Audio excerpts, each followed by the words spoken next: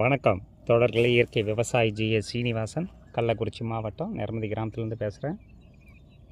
மே 15 நம்ம பலதானியம் ஒரு 25 வகையான தானியங்கள் ஒரு ஏக்கருக்கு 25 கிலோ அந்த விதத்தில் நம்ம விதைச்சோம்.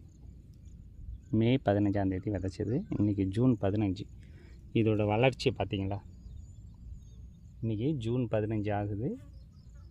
இதோட வளர்ச்சி இந்த அளவுக்கு வந்துடும். விதைச்சதுலேருந்து 10 நாளுக்கு ஒரு டைம் மழை பெஞ்சிக்கிட்டே இருக்குது. ஆண்டவனோட அருளால்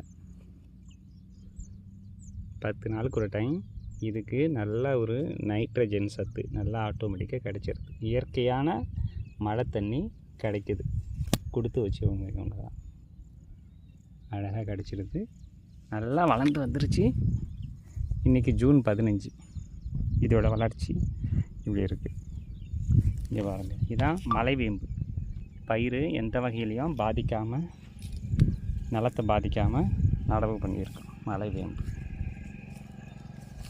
வந்துருச்சு பார்த்திங்களா? மலைவேம்பு இதே போல் மரிசி ஓரமாக வச்சிடலாம். அழகாக விழுந்துருச்சு. பார்ப்போம். இன்றைக்கி ஜூன் 15.